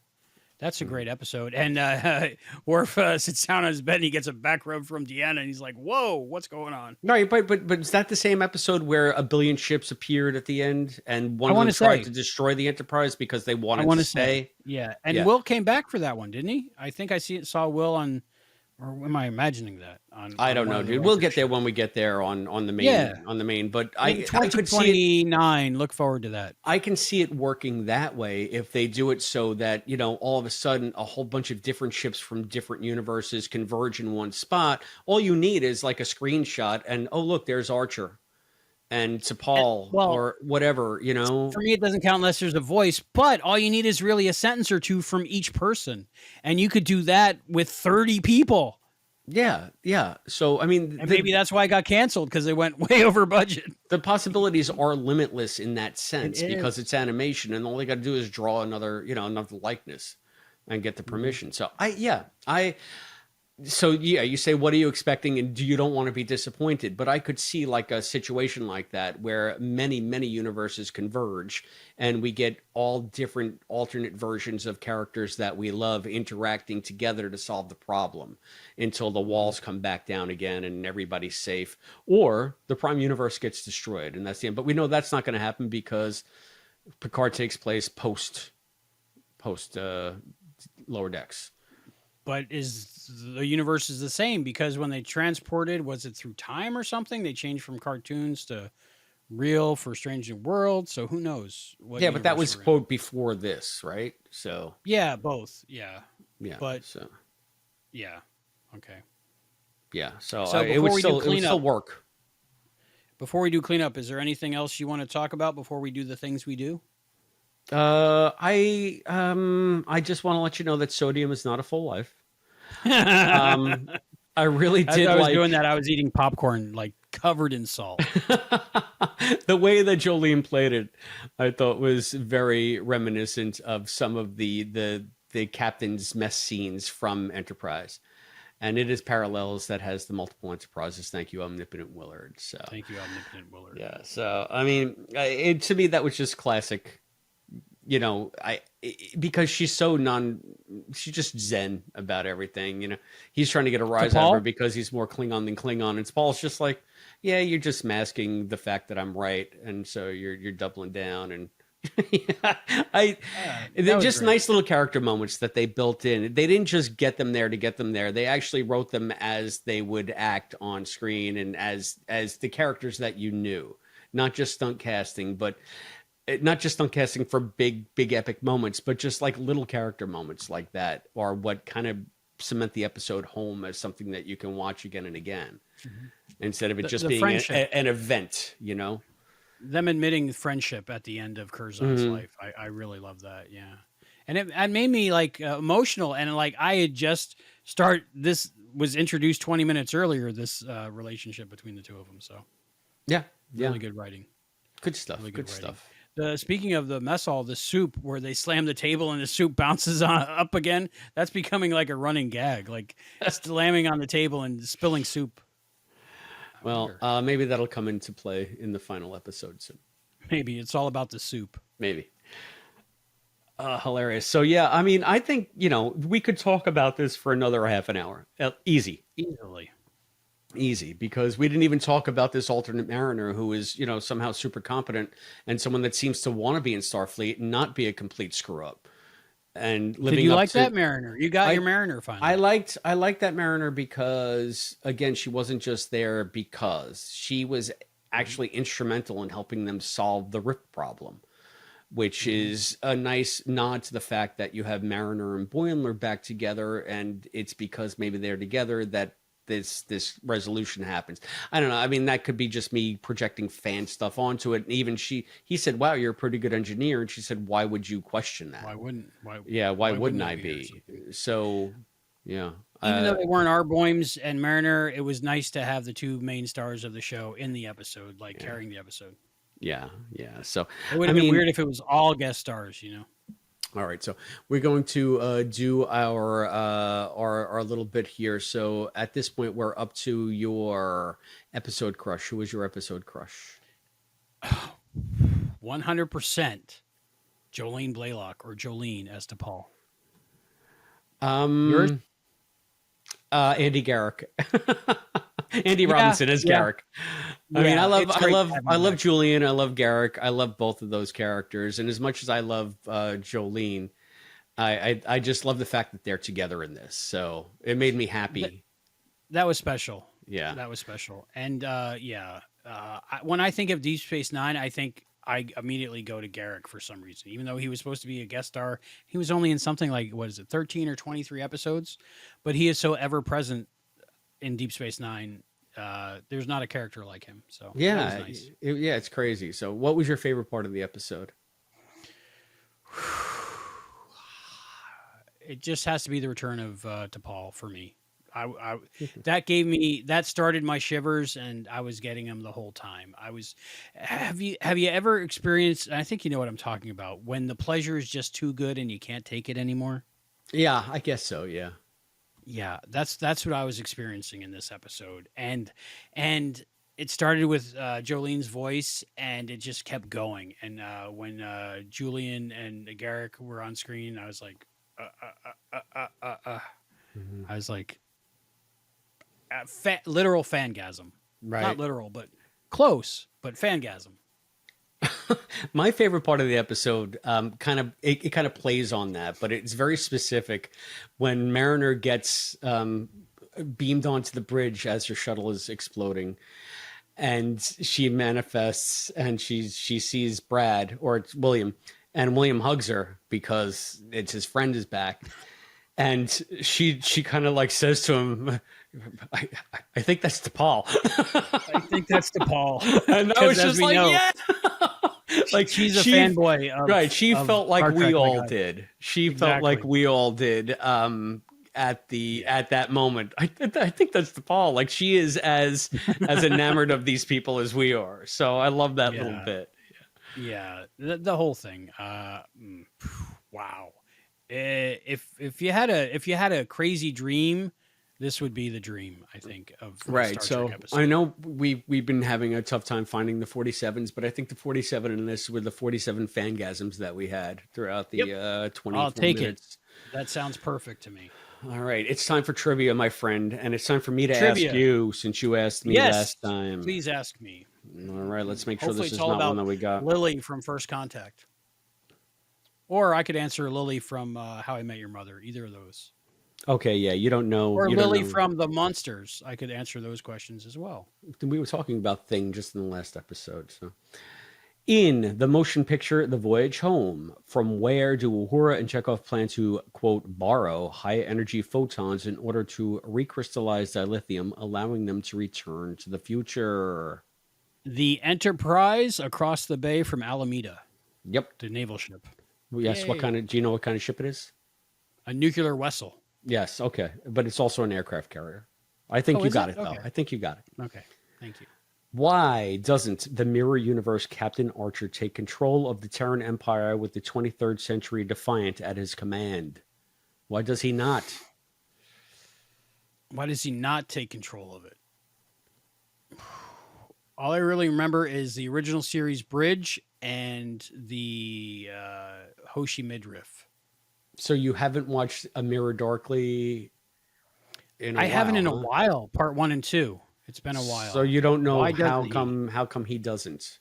I could have told you this in 4 seconds. Okay, 2 seconds. You do it. I haven't watched Enterprise in I'll just read years. he is assassinated like the whole way through. He's assassinated by Mirror Universe Hoshi and Mayweather. That's what happens. Yes. And that's when Hoshi becomes Empress, and that's why I wanted her to be the Empress when they crossed over in Disco. Instead, we got Giorgio. That was a great ending. Now that you mentioned it, I remember it, but I did not get that. No. You got me for 3 questions. I got 1 right, 1 wrong. Okay. John Rhys Davies played Leonardo da Vinci in the Voyager episode concerning flight. Name the recently revived adventure film franchise in which he originally appeared as Salah. Indiana Jones. Raiders of the Lost Ark. Snakes. Indy, why does the floor move? Indy, you're digging in the wrong place. Yeah, that's great. He was good in the Dial of Destiny. Unfortunately, I didn't know the history of the Dial of Destiny, so I was like, "What's going on at the end?" I think they explained it they explained it fine in the movie. You just fell asleep or something. Maybe I just got to watch it 3 or 4 more times. Yeah, you're just sitting too close. But it was cool to see him back in it. He looked good. I love Concerning Flight. I've watched that so many times. He's in another one too, isn't he? I think he's in one more.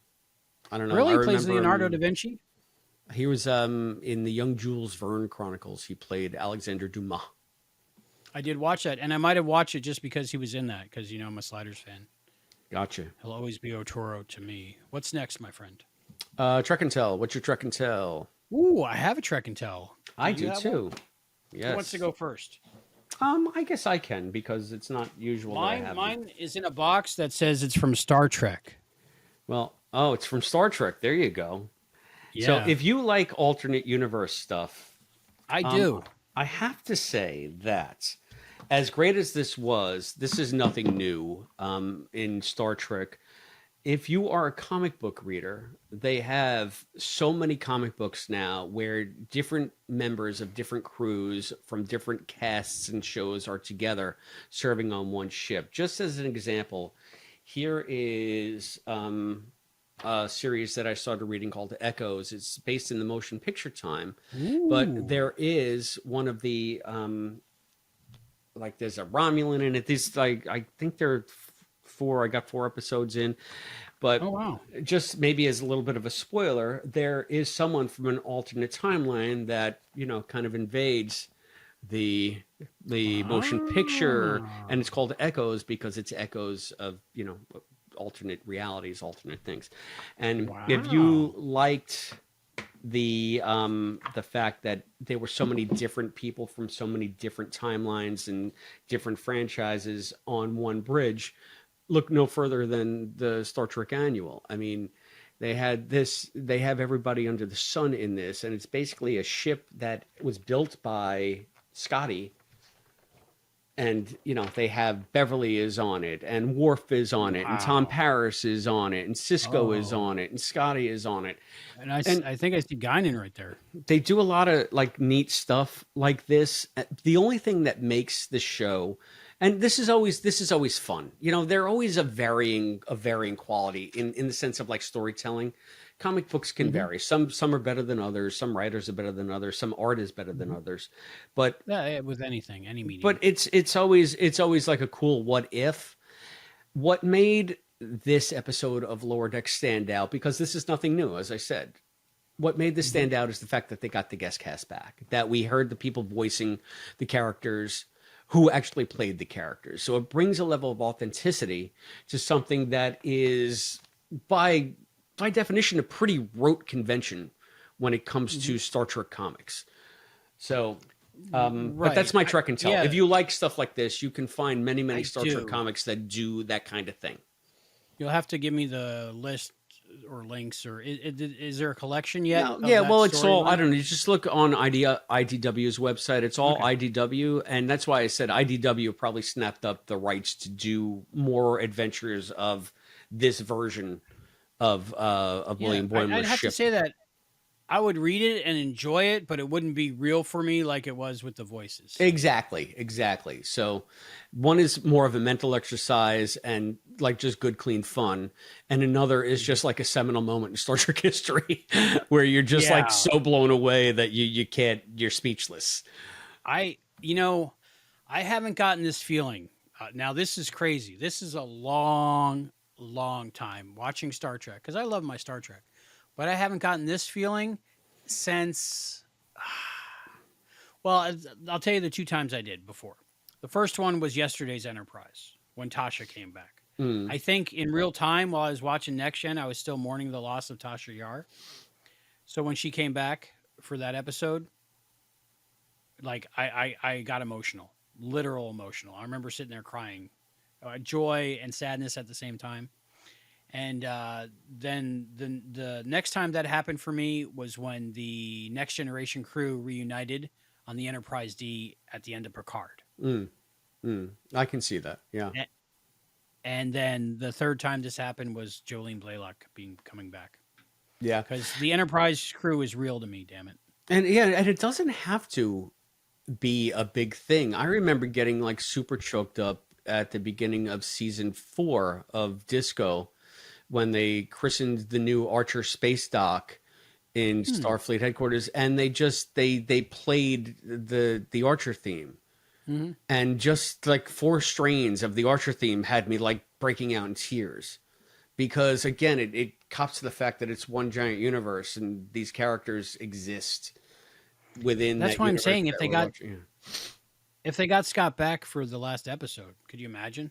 I would love it. And like I said, I mean, nothing against Bill. I think it would have to be about Bill, but Scott is a big enough name in Star Trek where everybody who's watching is going to know who he is, but Hmm. not a distracting presence. So, Right. He would fit right in, and right. yet Fangasm number 2.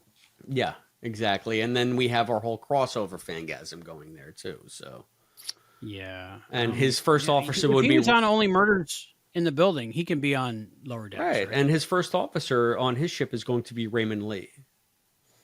Oh, I would love it. I couldn't get him back for the last episode of Quantum Leap. I tried to get him back, literally. Who, I was Raymond like, or Scott? Scott. Oh, okay. They wanted him back. I was talking to Jay. It didn't happen. It's all right. I mean, listen, he's told us Yeah. everything that he has to tell us about quantum. Yeah, but Quite they left frankly.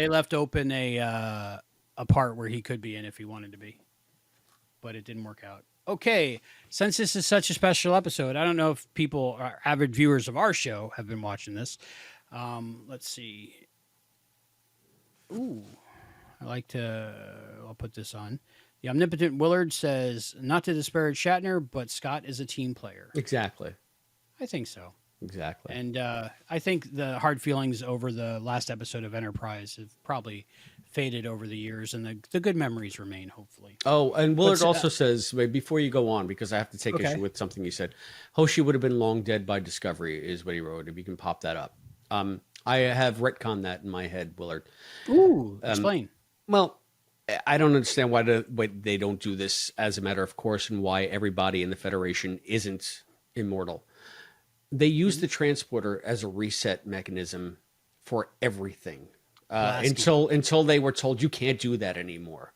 So in Rascals they did it. In the one where they all turn old, they did it. In so many instances, they use so if you have Hoshi's pattern in the Defiance pattern buffer, technically you can beam her every morning to the place she was the day before. And so it's basically an immortality machine. And I can't see the Terran Empire not taking advantage of that technology for that express purpose, to keep continuity of the dictatorship, to keep continuity of the oppression, and keep that one person in power who is only concerned on keeping a boot on the neck of everybody else around them. So that's how I solved that. I like it. Anyway. I'll take it. And she's pretty. She's pretty. So since this was such a special episode of Star Trek, I'm going to open one of my most special things that I've ordered from StarTrek.com. It is one of my other crushes. I'm very one note, aren't I? A Funko Pop of... I think I see it. Captain 7 of 9. Ah, how nice. From Star Trek Picard. She's still got the tech on her face and everything. Oh, yeah. That makes her 7. It's weird when she doesn't have it, when they have to cloak it and such. Yeah. Look at that. Captain 7 of 9. They I got love Raffi, Jean-Luc, and Jack Crusher, and Captain 7 of 9. I had to get Captain 7 of 9. Let me see the back. Let me see the other ones. Yeah. Oh, cool. I can't believe they have a Jack Crusher, but not a Beverly. Right? Maybe a Target exclusive or something, or a Walmart exclusive, but I haven't seen it. Online exclusive. But yeah, 7 of 9. Groovy, man. Groovy. And I ordered this before I could make my own. I have plans on making a life-size 7 of 9, so we'll see. Okay. We'll see. But yeah, that's my Trek and Tell. Good luck with that. Weird Science, was it? Or was it the other one? My Science Project? No, Weird Science. Weird Science. Yeah. Is it real? It's my creation. That's Oingo Boingo. Oingo Boingo. Yeah, that's the, it's number, for those listening at home, it's number 1634, and it just says 7 of 9. They don't really get specific on which one is which lately, but they'll have like 4 different ones. But as far as I know, this is the only 7 of 9. Let me know if there's a different one. But her stuff always goes up in value really quickly. Okay. Just like my Frasier. Not that I could ever get my Frasier Funko's back here. I'm gonna retire off of these puppies. Yeah. I don't know if you know, but I have Martin and Eddie. You can see Eddie in yeah, those are good. Yeah. But I got Captain 7 of 9. I sees. Oh, our 7 of Mine video, it's like at 1.1 thousand views. So it's official. People like 7 more than they like us. That's fine. I mean, was there any doubt? Was there really any doubt? That does not shatter my worldview in any way. If anybody got to our show by watching that video, let us know. Yeah, please do. Let us know. It's that time of the year. Yes. Okay, time for cleanup. Last little things. Read your notes and come out with whatever you forgot to talk about that you can't wait to talk about, so you wrote it down. Read mine real quick. Yeah, I think that I got... Borgified Kirk. That was like a reference to The Return. Did you read that? Yeah. I Love did read The Return. I did read The Return, yes. Have you read all the Shatnerverse books? I feel like I've read have. like 2 or 3. I think I read Ashes of Eden. I read The Yeah. Return. I don't remember which other ones might be in the series. Romulans and Borgs. Yeah, there's like 3 or 4. I think Yeah. I've read all of them because I'm a Shatner fanboy. Let's see. Archer got a shout out. Yeah, as a nerdy So that was something. Starfleet guy. Yeah, And, which is perfect. Yeah. Apparently, this Mariners. It's the haircut. That's why it's so Yeah. nerdy. This Mariners.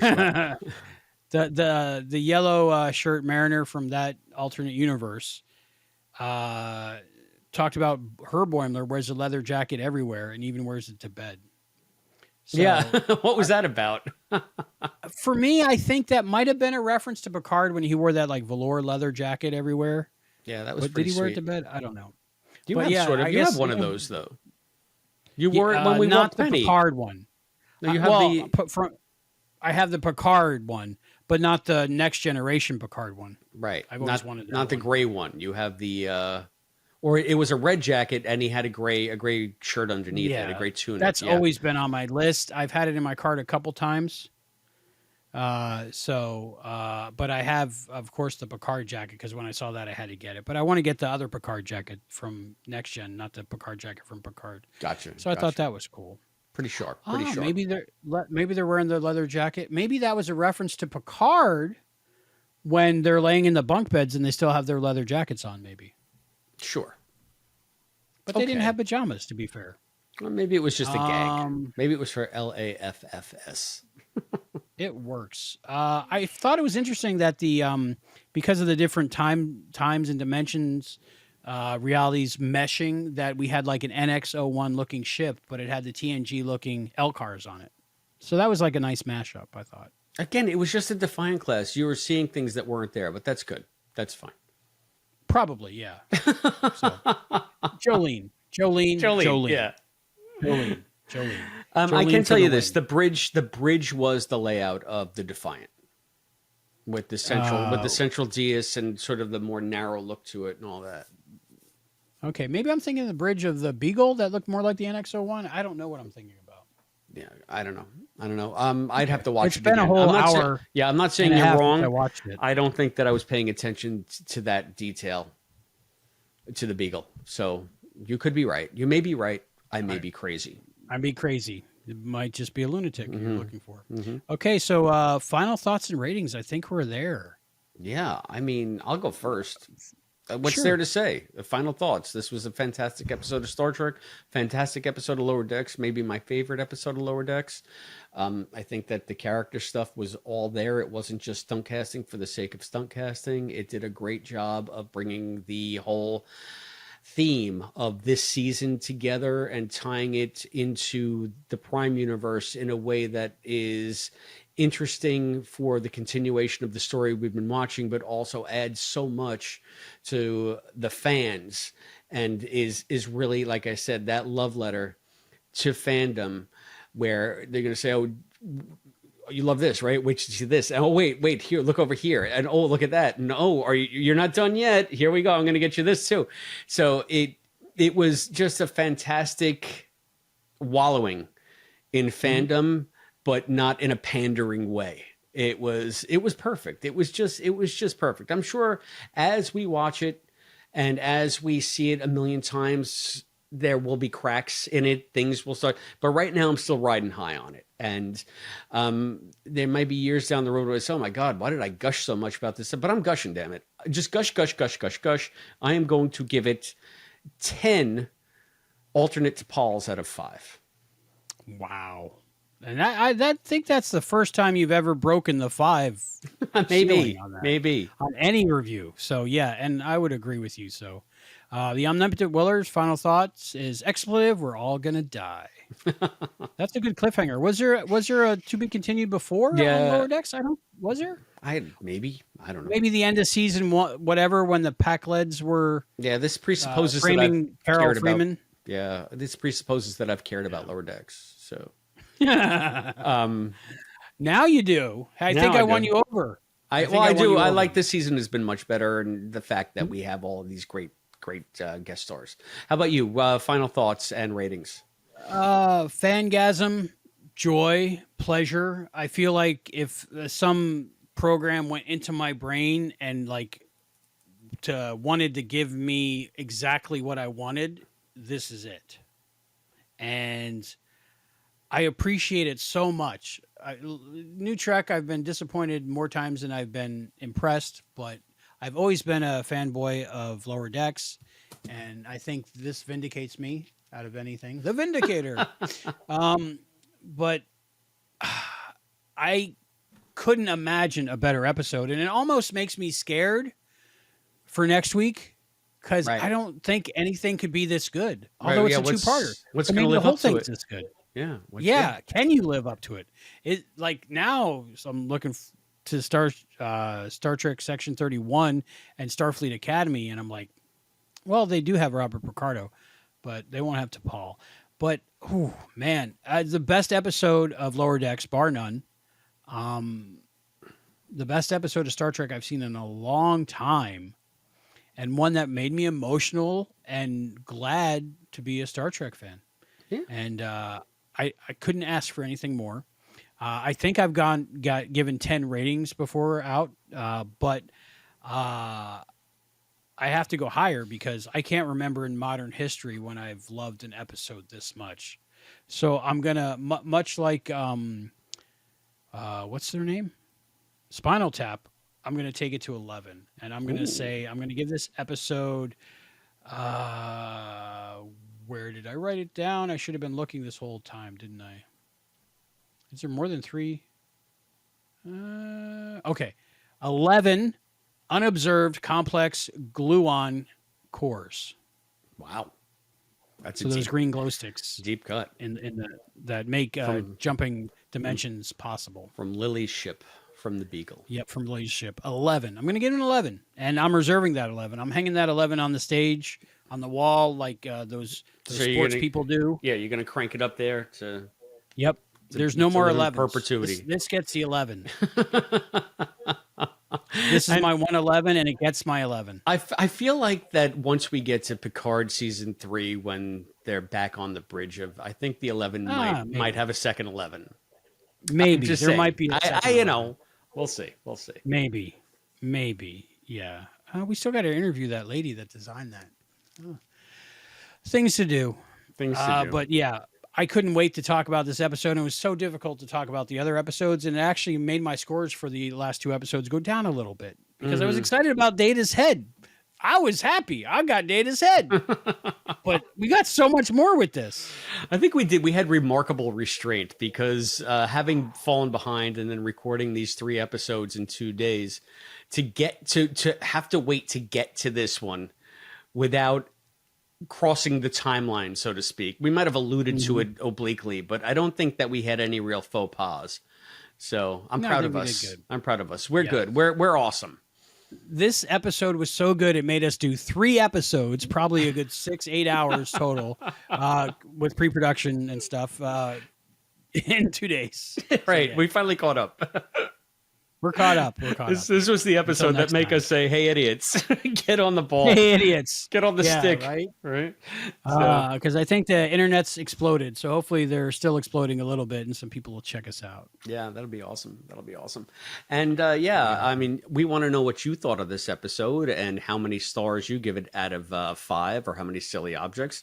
Please do so at our Patreon site. That's patreon.com/Treksploration. You can shoot us a message on the gram at Treksploration Pod. You can hit us upon the Blue Skies. I don't know where we're there. Just look up Treksploration on Blue Skies. You can find us on TikTok. Doing the floss dance at Treksploration. You can email us treksplorationpod@gmail.com. You can get us on the blower at 707-847-6682. Leave a message there. Tell us what you mean, what you think. You can also send us a letter, P.O. Box 542, Bayport, New York 11705. You can send me a diagram of all of the universes and timelines and how they intersect. It'll look kind of like Smith's or whatever his name ship is from the Temporal Cold Wars, right? Temporal Cold Wars. just remember that any of the comments that you leave will more than likely be shared here on a future episode of Treksploration. And speaking of future episodes, Albie, what's coming up next? Huh? What is the name of the next episode? Let me check this out. It is called The New Next Generation, Season 5, Episode 10 of Lower Decks, series finale. Say it's not so. It is. It is, unfortunately. All good things. All good things, Chris. I suppose. And Lower Decks, too. The New Next Generation. Part of me is afraid they're going to do some kind of like fast forward crap like they did with Discovery. And we see when they're like all on the ship together on the bridge and in the future wouldn't and you like captains that? and stuff. I would kind of like that. Maybe, but I don't want. Well, you know what? They did it with Futurama. They ended Futurama beautifully, but they also came back, and it took place before the end of Futurama, right? I guess. Yeah, I don't really recall. It's been so long since I saw Futurama. And I haven't seen any of the new Hulu ones. But we're getting off topic. You saw the Rubber Ducky ones, didn't you? No. No. Okay. No. You watch it. It's good. It's good stuff. I printed out a bender. Yeah, I saw it. That was cool. That was cool. Yeah. So, what are your thoughts on this? I know nothing. Do we have an episode description? I have no idea. I have no idea. I try not to it's look about, and I don't want to look. And this might be one of the few times when I stay up until like 3 a.m. so that I can watch it as it premieres. I was going to ask that. I don't usually do that because So do we podcast from 4 a.m. to 6 a.m. Depending. Yeah, What, do you got to work the next day? I do. I do. Are you getting the blue flu a little bit? I'll see. I'll see how I feel on Wednesday afternoon. if only you knew one of the owners of the company, maybe close personal friends or something like that. But you got to be like, this is the series finale of Star Trek. They'll be like, what are you talking about? Who's what? It's like a football game, but different. Okay, I guess. Yeah. I don't know if that would fly. But. Probably as soon as possible, depending on how mind blown we are. But I'm assuming we're gonna want to talk about it. So yeah, for sure. So I count on us doing it at least Thursday night at some point. Yeah, even if it's late. Because, Thursday night would be nice. Yeah, and you work Friday too. Early. Yeah, but Friday I can make my own hours. I can go in an hour late if I need to. It's not a big deal. Okay, good. Friday I'm not seeing patients. So anywho, this is just the most excited I've been for a finale in quite a long time, and I can't wait to see how all of this shakes out. Even if they crap the bed for the finale, they gave us this episode, right? And I'll take it, and I'm happy. And I wonder everything else is just dessert. Oh, you know what I would really love to see? I'd love to see a grown-up Elizabeth with her children, because in this timeline she lived, if in fact she was ever born. But anyway, that's Trip and that would be beautiful. That would be beautiful. Daughter. That would be beautiful. Yeah. That was a hard moment in Star Trek. Yeah. It was. But a real moment. It was fantastic. That'd be nice. I probably won't pop, but I would get emotional. Yeah, it would just be a beautiful little crescendo. Anyway, we want to know what you think. Yes, so we already told you how to contact. Oh, we forgot to say youtube.com/Treksploration. Comment below in the below times over there, right down there. Yeah, that's the easiest way. You're watching us, just leave keep some watching comments. us and tickety tack down there. Tickety tap. You can connect your typewriter to a TV screen, and you got yourself a computer. There you go. All right. Well, until next time, when we're talking about the series finale of Lower Decks, I'm so scared, excited, and nervous. Season 5, Episode 10, The New Next Generation. Oh, he's got a beard now. That's so true. Okay, anyway, we'll save it for the next show. So until then, for Treksploration, I'm Albie. And I'm Chris. And we'll see you next time. And we're squeeing like fanboys. Let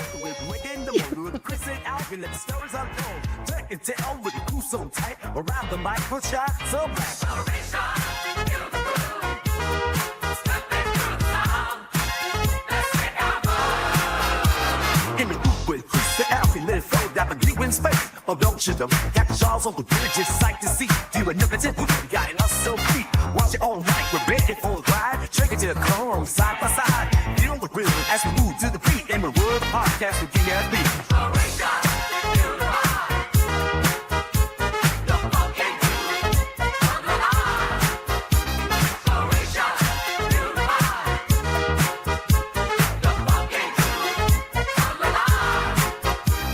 Sideways flowing, we set the stage. I said Albie Blue Widows from every age. Capture Charles, steering through the cosmic tide. Get unlimited love, tight to ride.